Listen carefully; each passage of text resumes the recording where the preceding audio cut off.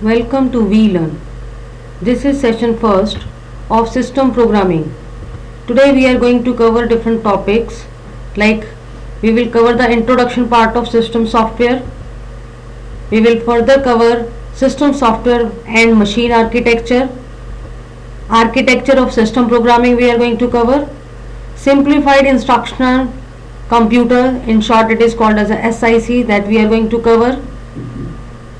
Simplified instructional computer we are going to cover. CISC machines we are going to cover. RISC machines we are going to cover, and apart from this we will also cover the SIC machine architecture, right? This machine architecture is implemented at different level. So with this we are going to start our today's session, and the first topic of today's session is that introduction of system software, right? So let us define what is system software. System software basically consists of a variety of programs that supports the operation of a computer. Means एक computer को operate करने के लिए जिन necessary softwares की ज़रूरत होती है, that collectively comes under the category of system software, and operating system is one of the example of system software because operating system support the operation of a computer, right? The software makes it possible for the user to focus on an application or other problem to be solved without needing to know the details of how the machine works internally. This is the characteristic feature of this system software, that it make possible for the user to focus on to the application, not on the problem. They focus on to they don't focus on that how the machine works internally. The intention of the system software is to get the work done basically. Now, machine dependency of the system software.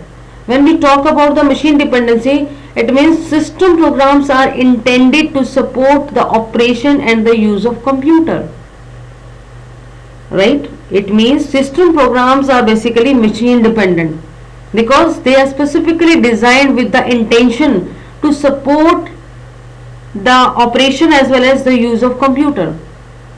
Now, one machine architecture is different from that of the another machine architecture in terms of machine code, instruction format, and third one is addressing mode, and the last one is registers. These are the features by which you can differentiate one machine architecture with that of the another machine architecture. Now let us take these 4 points as a quick recap of the things, that what are the parameters which differentiate one machine architecture with that of the another machine architecture.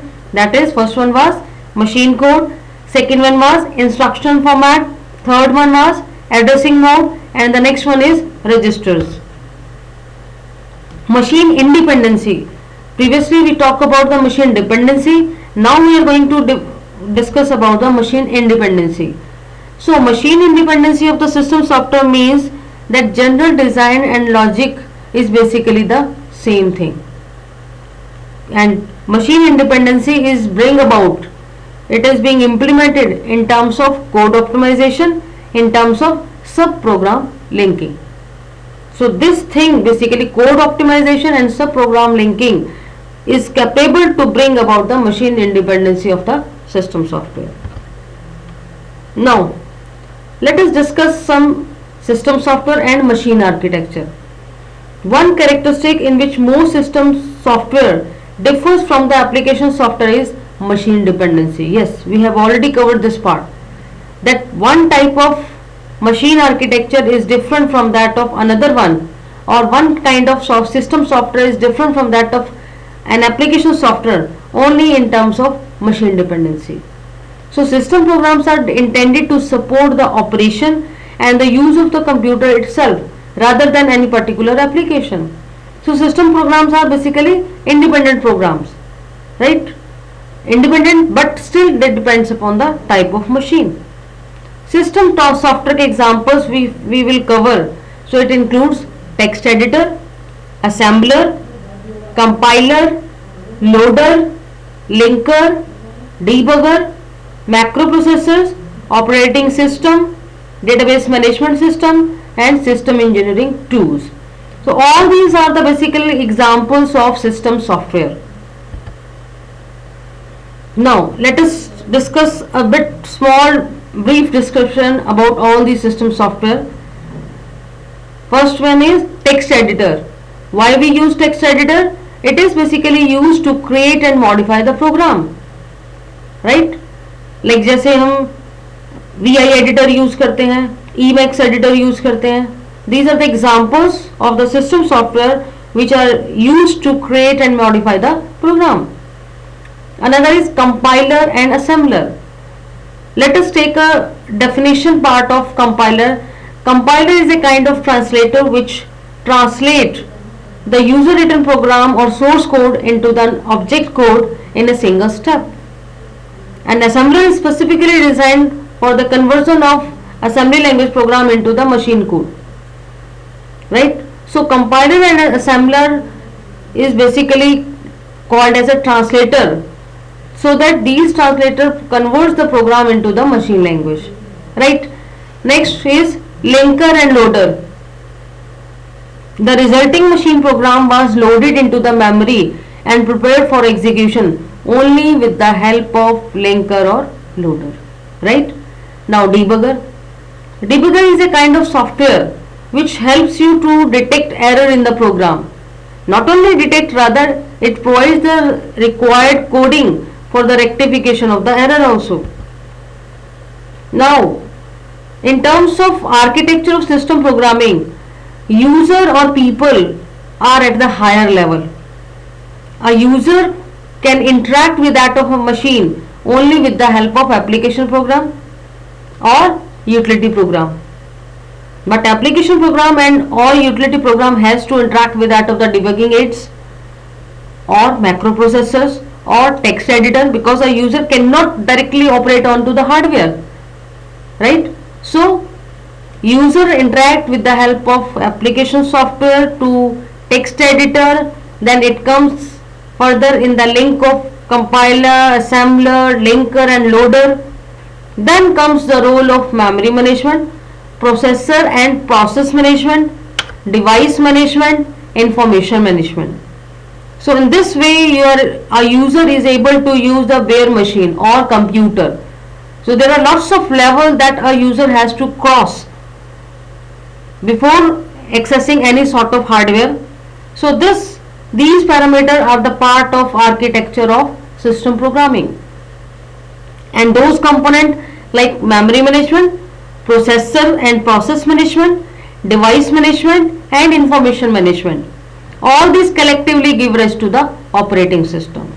And the other part like people, application program, utility program, debugging aids, macroprocessor, text editor, compiler, assembler, loader and linker, they all collectively give rise to the system programming.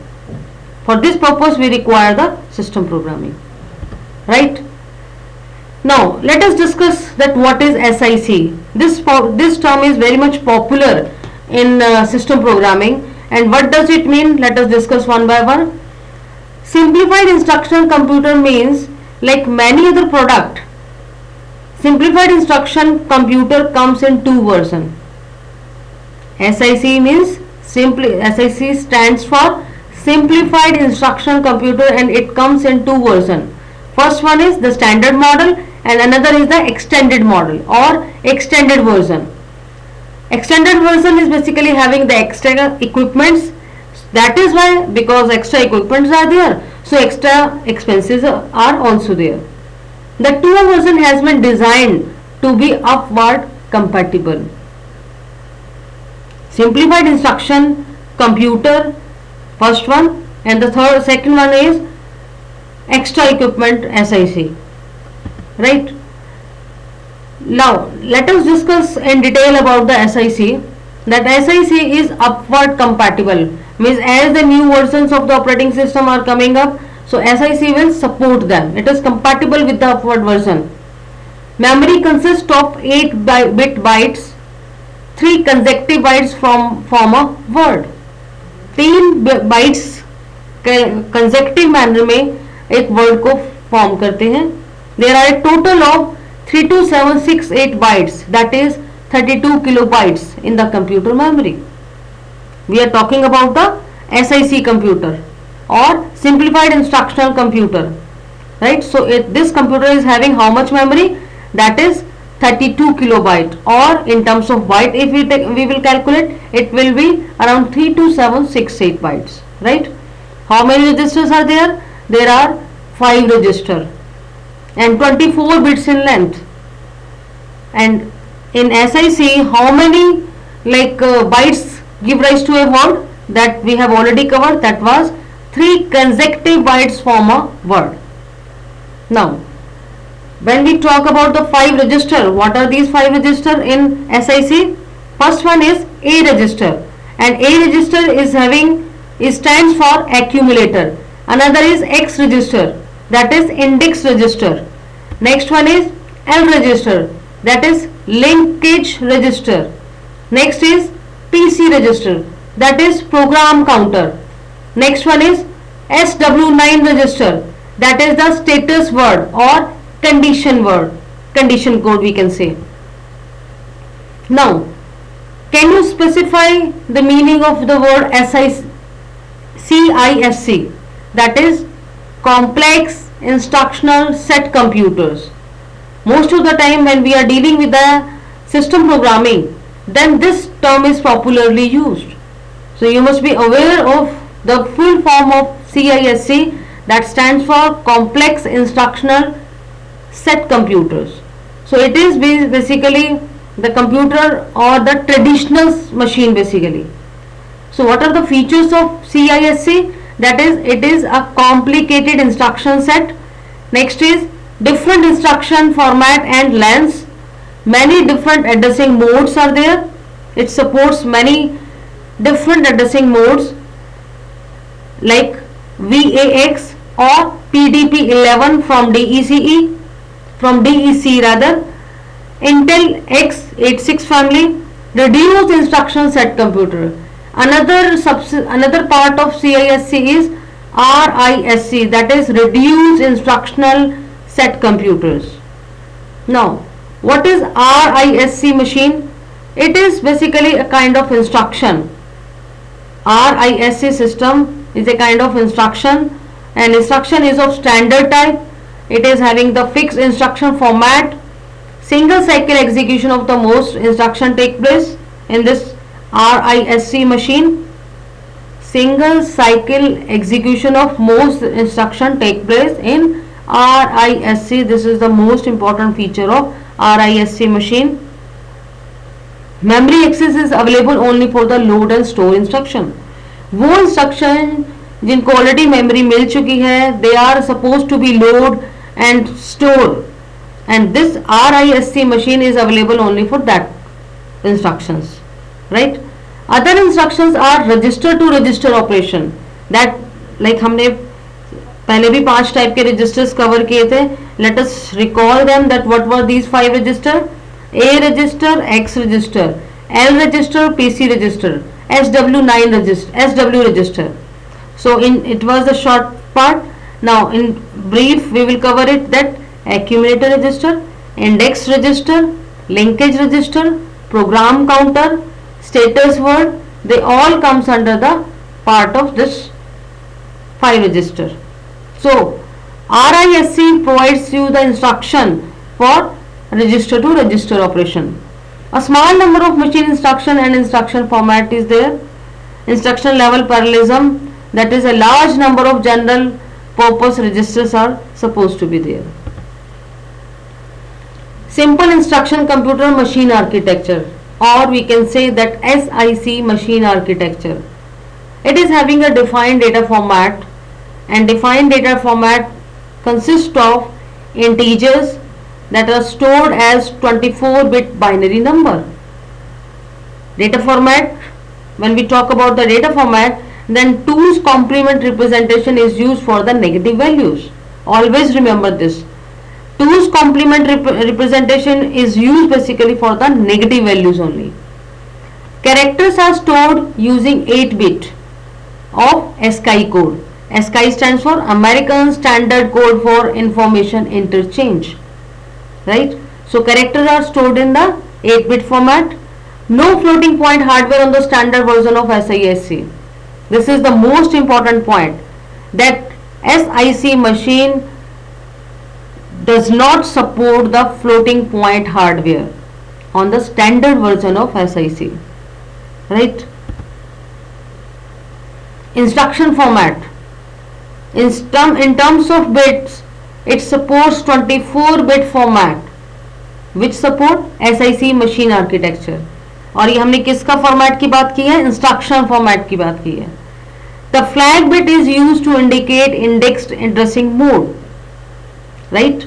Addressing modes. When we talk about the addressing mode, so there are two addressing modes available, indicated by X bit in the instruction. Basically, the instruction consists of three parameters. First one is opcode, that stands for the operational code. Another is said to be the addressing mode, which is indicated by the X bit, and the next third part is the address. This is basically the instruction format. When SIC machine gives instruction for the execution to the computer, then these three parameters are required. I am repeating it, that is opcode, registers and address. Now X, when we talk about the addressing mode, and which is represented by the X. So X represents the content of register X, and it is also further of two types, which we are talking about the instruction or addressing mode. So addressing mode is basically represented by which alphabet? The answer is X. Now addressing mode is further of two types. First one is direct mode, another one is indexed mode. When we talk about the direct mode, then the value of X is said to be 0. Means if X is having the value of 0, it means the addressing mode that we are going to use is of direct mode. And when the X is having the value of 1, it means addressing mode we are going to use is index type. Now target address calculation, that is target address calculation is represented by the alphabet TA. So when we are going to use the direct mode of addressing, when the value of X is set to be 0, then target address is equal to address, basically is equal to address. And when we are using the indexed mode, or we can say that when the value of X is equal to 1, then target address is said to be, it is equal to address plus X. Means you will have to add this 1 to the address part, then you will be able to find out the target address. You are getting my point? Next is SIC machine instruction or machine architecture consists of load and store register, and the examples of load and store registers are LDA, in caps you have to write it, LDX, next is STA, next is STX, etc. Integer arithmetic operations that we use in SIC machine architectures are, the examples are add, ADD add, subtraction ke regarding SUB, for multiplication we will use the arithmetic operation as MUL, and for division we will use the DIV. Another term that we use in the SIC machine architecture is the compare instruction or COMP, conditional jump instruction, that is JLT, JEQ, JGT, right? JSUB jumps to the subordinate or subroutine, placing the return address in register L, and RSUB returns by jumping to the address contained in register L. This is a small bit difference between these three. Now machine architecture input output. Input output are basically performed by transferring one byte at a time or to or from the rightmost bits of the register. I am repeating this thing. that input output are performed by transferring one byte at a time to or from the rightmost 8 bits of the register. Which register? Register A. Each device is assigned a unique 8-bit code that we have already covered. We are having test device that is represented by TD. Test whether the address device is ready to send or receive. Read data, that is RD. Write data, that is WD. Now simple instruction code machine XE machine architecture, it consists of 1 megabyte, and when we talk about the 1 megabyte, it is equal to how many kilobytes? That is 10254 byte in memory. 1024 kilobyte in memory. Three traditional registers that we use in extended equipment or extended machine architecture are basically 3 registers, and each register is of 24 bits in length, and 3 registers are B register, S register, T register. B stands for base register and it is used for the addressing. S register is used for the general working register, and T register is meant for the general working register, and it is being equipped with one additional register that is of 48 bits in length. F register, which is of 6 bits, floating point accumulator of 48 bits. SIC extended machine architecture. The data format in this extended equipment simple instruction computer is 24-bit binary number for integer, 2's complement is used for negative values, 48-bit floating point data types are used. The exponent is between 0 and 2047, that is f into 2 raised to the power exponential 1024. 0 is set for when all bits are 0. So address data format consists of S bit, exponent and fractional value. With this we are going to finish the session, but before finishing I am providing you 2 questions and you have to write the 10 points for the same. You have to define the CISC. Another is explain architecture of system programming. With this we are going to finish this session. Thank you.